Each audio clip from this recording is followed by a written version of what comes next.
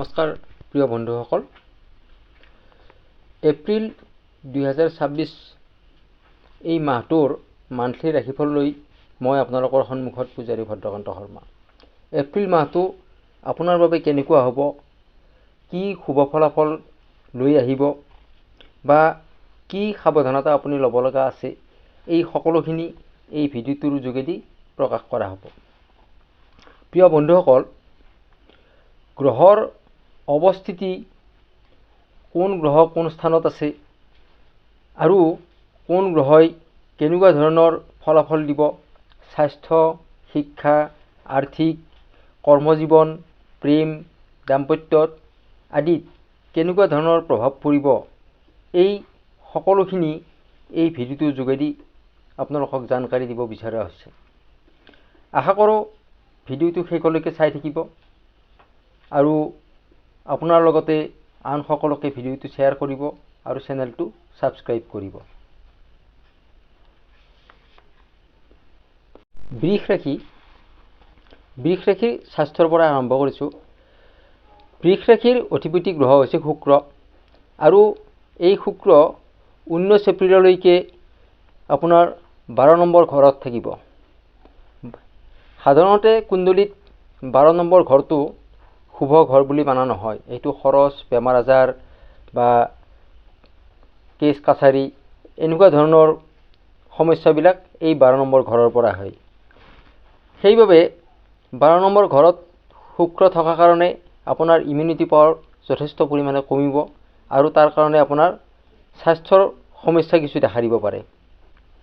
কিন্তু আপোনাৰ 19 এপ্ৰিলৰ পৰা আপোনাৰ 19 এপ্ৰিলৰ পিছত আপোনাৰ স্বাস্থ্য যথেষ্ট পৰিমাণে উন্নতি হ'ব।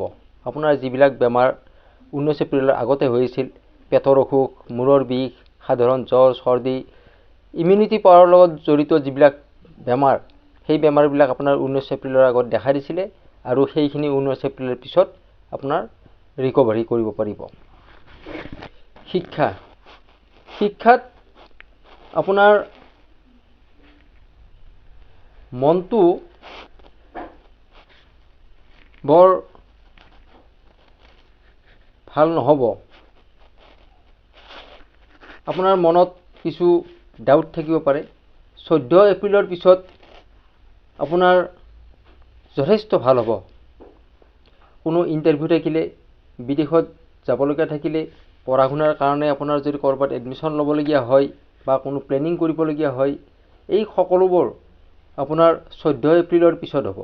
প্ৰিয় বন্ধুসকল, 14 এপ্ৰিল হৈছে আমাৰ অসমীয়াৰ বহাগ বিহু আৰু এই 14 এপ্ৰিলৰ দিনাই সূৰ্যই মীন ৰাশিৰ পৰা মেষ ৰাশিলৈকে গতি কৰিব। প্ৰেমৰ ক্ষেত্ৰত 11 এপ্ৰিলৰ আগতে সৰু সুৰা কথাত মতানৈক্য ঘটি থাকিব। কিন্তু 11 এপ্ৰিলৰ পিছত আপোনাৰ কোনো ভুল বুজাবুজি বা আপোনাৰ মিলাপ্ৰীতি সকলোখিনি থাকিব। ভুল বুজাবুজি আপোনাৰ আঁতৰি যাব আৰু আপোনাৰ মিলাপ্ৰীতি হ'ব। অতি সুন্দৰভাৱে আপোনাৰ প্ৰেম জীৱন আগবাঢ়ি যাব। দাম্পত্যৰ ক্ষেত্ৰত দাম্পত্য জীৱন আপোনাৰ বাবে ভাল। আপুনি দাম্পত্য জীৱনত আপোনাৰ পাৰ্টনাৰৰ পৰা সম্পূৰ্ণৰূপে ছাপোৰ্ট পাব। কোনো ডিচিশ্যন ল'বলগীয়া থাকিলে আপুনি আলোচনা কৰি পেলাই ডিচিশ্যন ল'ব পাৰিব। কিন্তু 19 এপ্ৰিলৰ পিছত আপোনাৰ দাম্পত্য জীৱন আৰু অধিক শুভ হৈ পৰিব। ভ্ৰমণ, বিশেষকৈ কোনো ধৰ্মীয় স্থান বা তীৰ্থস্থান এনেকুৱা ধৰণৰ ভ্ৰমণ কৰাৰ আপোনাৰ সুযোগ পাব। ভাগ্যৰ ক্ষেত্ৰত ভাগ্যই আপোনাক বহুত ভালদৰে সহায় কৰিব। আপোনাৰ কোনো সম্পত্তি বিষয়ক যিবিলাক সিদ্ধান্ত ল'বলগীয়া আছে, সেই সিদ্ধান্তবিলাক আপুনি ল'ব পাৰিব।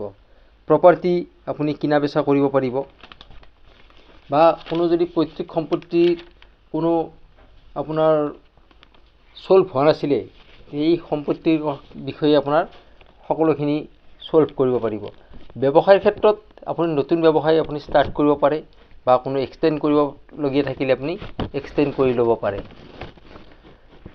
হাৰ্ডৱেৰ বা ছফ্টৱেৰ বা কোনো মেডিকেল এইবিলাকত লগত জড়িত যিসকলে ব্যৱসায় কৰি আছে তেওঁলোকৰ কাৰণে অত্যন্ত ভাল সময়। আপুনি এই মাহটোত দৈনিক হনুমান চালিচা আপুনি পাঠ কৰক। হনুমান চালিচা পাঠ কৰিলে আপোনাৰ এই মাহটোত সকলোখিনি দুখ আঁতৰি শুভ হৈ পৰিব।